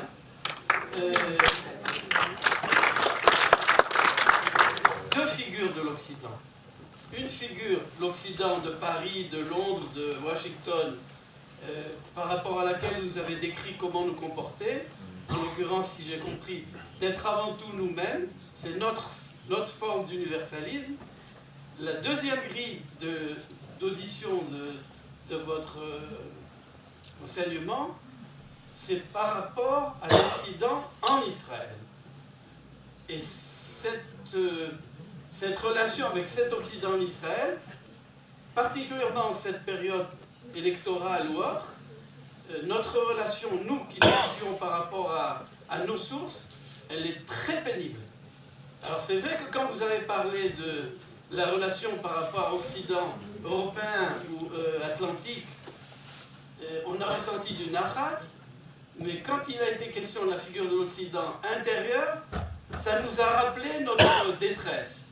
Comment se mesurer par rapport à ce visage de l'Occident à l'intérieur de la société israélienne? Première question. Deuxième question très courte.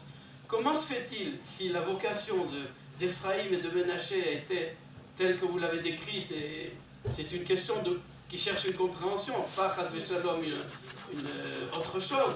Comment se fait-il que dans la bénédiction des garçons, nous disions Yesimcha Elokim qu'Ephraïm vechim Ménaché? Toda. Alors commençons par la première question parce qu'elle est plus simple. La seconde, vous l'avez déclarée plus courte, mais elle est beaucoup plus compliquée. Commençons par la première question. Je vais vous rapporter un fait important. Mais justement, on a la chance ici. Docteur Herrera, il était là-bas au Technion. Il est arrivé 1 an avant moi, là-bas en tant qu'étudiant. Il était en Mechina. La première fois quand je suis arrivé au Technion, il faut que je raconte même un petit peu plus que cela. Avant de venir au Technion, j'étais en cours de 2 doctorats à Paris. Un en maths appliquées, un en maths pur. Mon directeur de thèse en maths appliquées était un juif religieux, dont toute la famille habitait Israël. D'accord? Un type quelqu'un de très sérieux dans le domaine scientifique et dans le domaine religieux. Comme j'ai posé ma candidature, j'avais décidé, j'étais au milieu de doctorat, j'ai décidé de faire ma Aliyah. C'était en 69. J'ai ma Aliyah en 70, mais c'est en 69 que j'ai posé la candidature. Ou début 70, peu importe. J'avais besoin de recommandations. Je suis allé chez lui, je lui ai dit, dis-moi, tu es prêt à me donner une recommandation? C'était pendant Sfirat HaOmer. Je n'avais pas la barbe d'aujourd'hui, mais j'avais la barbe de Sfirat HaOmer. Il m'a dit, d'accord, je te donne une recommandation, mais dis-moi, ils t'ont pas demandé des photos? Je lui ai dit oui. Je lui ai dit, pourquoi tu demandes ça? Il m'a dit, parce que si tu as... Il me dit, c'est pour quel endroit? C'est pour le Technion? Je lui ai dit oui. Il me dit, si c'est pour le Technion avec une barbe, pas de place, t'es fichu. J'ai entendu ça, moi, fils de rabbin, petit-fils de rabbin, quelqu'un qui parle contre Israël en diaspora, c'est hyper grave. Mais nos Chachamim disent que quand il y a la Shonara, on n'a pas le droit de l'accepter, mais on doit faire attention, c'est peut-être vrai. S'il y a un danger, il faut faire attention, c'est peut-être vrai. Anashim Asher Harag Dalia Ben Achikam, il y a des Mahamarim de nos Chachamim. J'ai dit, bon, il m'écrit ma recommandation. Avant Pessar, j'avais pas de barbe. Après l'Akba Omer, j'aurais pas de barbe. Pourquoi prendre des risques? Je vais prendre une photo d'avant Pessar, j'envoie ça. Et voici que, justement, pendant ce Sfirat HaOmer, j'ai dit, tiens, mais de toutes les façons, moi j'ai l'intention de m'installer en Israël, quoi qu'il arrive. Pourquoi je ne laisserai pas la barbe? J'ai laissé la barbe, j'ai complètement oublié cette histoire-là. J'avais une lettre me garantissant un poste de maître assistant à l'université de Tel Aviv. Je suis arrivé ici en Israël le 13 juillet. Vous comprenez pourquoi j'ai pas oublié la date. Le lendemain, c'est le 14 juillet, je me suis marié. C'était la prise de la Bastille. Je ne sais pas si ma femme elle pense ça, mais enfin, ça c'est... J'ai attendu que les 7 jours se terminent. Je téléphone au doyen du département de maths à Tel Aviv, le soir, vers 8h30 du soir. Et elle me fixe rendez-vous le lendemain à 10h30, 11h à peu près. J'arrive là-bas. Je suis en costume gris clair. Pas ça. Mamage gris clair. Un chapeau gris clair. Mais avec la barbe. Je frappe à la porte. Elle est en conversation avec un autre prof du département. Et j'entends ces voix, ce genre de voix que, personnellement, vous m'excusez, mais c'est insupportable pour moi. Entrez, je vous en prie. Je ne peux pas supporter ça. Bon, je rentre, et voici que cette voix qui était très polie et très, soi-disant très agréable, elle se transforme brutalement. Mataroutse! Je lui dis, Kavantli, vous m'avez fixé rendez-vous? Je n'ai pas fixé rendez-vous. Mais je vous ai téléphoné hier soir. Tu m'as pas téléphoné hier soir. Et qu'est-ce que tu veux? Je lui dis, voilà, je suis au cours de doctorat à Paris. Je veux faire ma Aliyah, mais j'ai besoin pour subsister un poste d'assistant, quelque chose comme ça. J'en ai un, c'est pas pour toi. Et je lui dis, pourquoi? Elle me dit, on gagne avec ça 900 lire, tu vas pas pouvoir vivre. Je lui dis, mais je me débrouillerai. Non, tu vas pas pouvoir. Mais c'est mon problème. Non! Je lui dis, mais j'ai une lettre où vous me proposez vous m'affirmez que vous me donnez un poste de maître assistant. Tu n'as pas une lettre pareille. Je lui dis, j'ai pas pensé à l'amener parce que je pensais que c'était trivial. La lettre est toujours chez moi. J'ai toujours la lettre, 45 ans sont passés, je l'ai toujours. Elle me dit, tu n'as pas de lettre? Au revoir. Bon, à Tel Aviv, on ne voulait pas de moi. J'ai dit, je vais au Technion. J'arrive au Technion. Le doyen me fixe un rendez-vous, je frappe à la porte. Et il me dit, et il a la même voix comme ça de la secrétaire, rentrez. Donc, je rentre. Et une nouvelle voix. Minhag. Mataroutse. Je lui dis, j'ai rendez-vous avec le doyen. Machimcha. Des hurlements. Je lui dis, Zini Eliaou. Elle me dit, mais tu n'avais pas de barbe? Le premier mot. J'ai quand même été accepté au Technion. Je commence en il y a un groupe de Rachmal, l'électronique. Il y avait 45 étudiants. Le maître de conférence responsable, il a voulu être poli avec moi. Il savait que c'est la première fois que j'enseigne en hébreu en Israël. Il a voulu m'accompagner, il m'a me présenter devant les étudiants. J'arrive aussi avec un costume gris très clair, etc. Il y avait 45 étudiants. J'ai dit juste le mot shalom et lui il a parlé. Vous savez qu'est-ce qui s'est passé? 25 étudiants ont pris leurs affaires, ont quitté la salle. Après 2000 ans, ça réchauffe le cœur. Vous comprenez pourquoi je parle de notre problème avec le monde occidental? Maintenant, je vais vous dire quelque chose de positif. Il y a un groupe du peuple juif qui peut faire beaucoup pour casser cette problématique. Ce sont les juifs francophones. Les juifs francophones ont eu une malchance qui, pour certains, est devenue une chance. Une malchance, c'est d'arriver en France, avec toute l'assimilation qui a causé des dommages incommensurables. Mais ils ont eu une chance, la France leur a permis de vivre dans un monde où il y a eu une osmose qui s'est faite entre la dimension juive, pour ceux qui l'ont réussi, et ceux qui sont venus finalement en Israël, entre la dimension juive et la dimension occidentale, intellectuelle et autres. Donc ils sont les mieux placés pour apporter une contribution maintenant. Et il faut aider tous ceux qui arrivent maintenant à s'insérer dans la société sans perdre cet atout-là. C'est fondamental. Ça doit être notre objectif maintenant. Nous qui sommes là plus longtemps, on a compris la problématique. Eh bien, il faut simplement leur expliquer, voilà la problématique, ne tombez pas dans le panneau, prenez ce qu'il y a de bon et conférez aussi à vos frères ce que vous avez qui n'ont pas eux. Nous, on peut casser ça.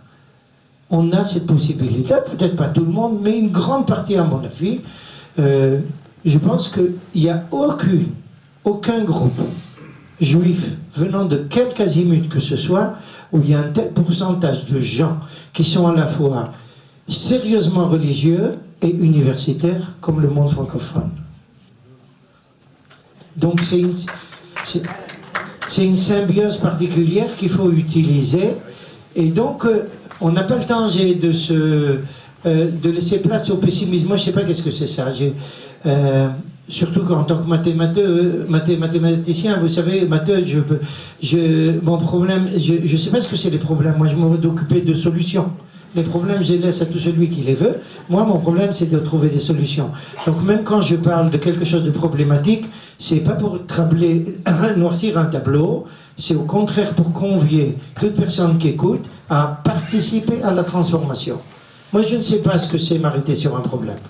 J'ai été éduqué par mon père que partout où il y a un problème, on rentre dedans. D'accord? Pour le résoudre, c'est tout. On résoudra tout, on résoudra une partie, peu importe. Tout ce que nous pourrons faire, ce sera toujours ça. D'accord? Maintenant, quant à la bénédiction, à la question beaucoup plus sérieuse dont vous parlez d'Ephraim ou Mnaché, Ephraim ou Mnaché ont reçu cette bénédiction. Nos Chachamim disent que le personnage le plus... Nous savons que le personnage le plus problématique sorti de Yosef, c'est Yerovam ben Nevat. Okay? Ce personnage qui a démonté, en français, alias Jéroboam. Yerovam ben Nevat en hébreu.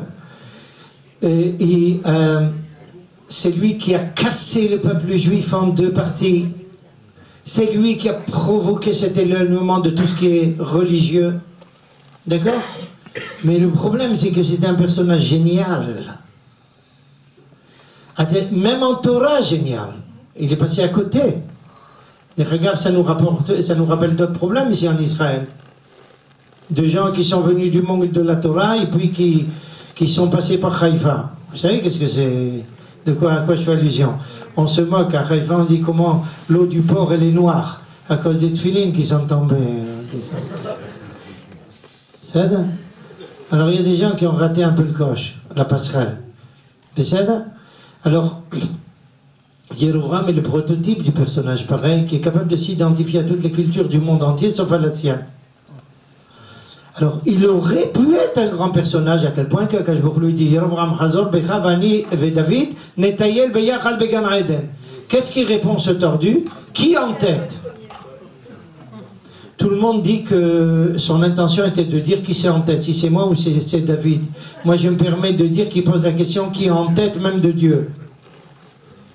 C'est son insolence. La bracha était là, elle a été ratée. Que quelqu'un reçoive une bracha, ça ne signifie pas qu'elle lui est acquise pour toujours. Tout dépend qu'est-ce qu'il va en faire. Et eux, ils l'ont ratée. Elle aurait pu être une bénédiction comme il n'y en a pas d'autres. Elle a été ratée, malheureusement.